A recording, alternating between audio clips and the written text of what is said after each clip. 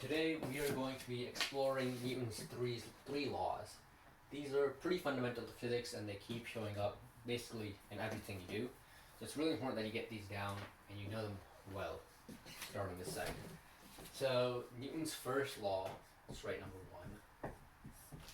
Newton's first law is the law of inertia. It's also known as the law of inertia. It's really famous and you might have heard about it.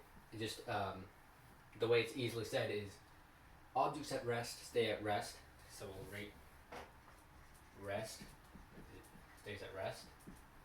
And objects in motion stay in motion. So then motion to motion. And this kind of begs the question then, if objects at rest are going to stay at rest, and objects in motion stay in motion, then how do objects at rest go into motion? For example, how do you go from stopped, or how does a rock go from stopped to rolling down a hill? And the answer lays in the key part of Newton's first law, and that is that objects in rest stay in rest and objects in motion stay in motion if and only if there's no outside force. So for example, when a rock's at rest and it starts moving, it might be because you kicked it or something. But the point is that that motion only occurred because you applied an outside force to it, and that force was you kicking it. If you had never kicked it and nothing had ever touched the rock, it would stay completely still. So as long as there are no forces acting on an object, it's gonna stay in whatever plane of motion it's in. So whether that be rest or moving really fast or turning, whatever that is, it's gonna stay in that unless an opposite or an outside force is added.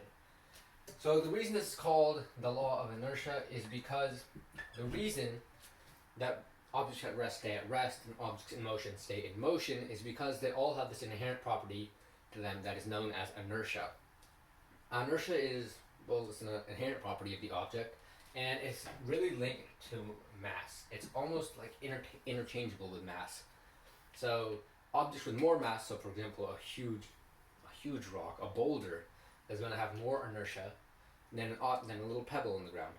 What that means is that the boulder is going to require more outside force to get it from moving to rest to getting to motion. And conversely, a little pebble is going to take very little force, a really light tap of your shoe, to go from being at rest to being in motion, and you can stop it just by stepping on it. Whereas a boulder, if it's rolling down a hill, it's going to take quite a lot of force to stop the boulder from going into motion to going to rest. So that's the law of inertia, and this is pretty key to basically everything that follows. So we covered a couple things here. The first is inertia, and how that is basically linked and is almost interchangeable with mass. And the second is this concept of an outside force. And we haven't really done anything with forces yet. So we're kind of now wondering, what is a force? So a force is really defined as a push or a pull. Push or pull.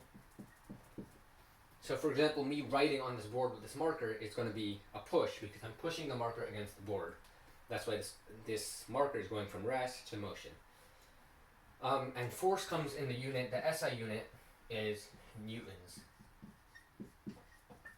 And this is abbreviated with an N. So this is the basics of Newton's first law, the law of inertia. Objects at rest stay at rest. Objects in motion stay in motion unless they're acted on by an outside force. Now we know what inertia is, we know what Newton's first law is, and we know what a force is. Next time we're going to begin to cover Newton's second law, which is going to expand on this concept of a force, and it's going to get to something that we know as acceleration. Thank you. I'll see you in the next one.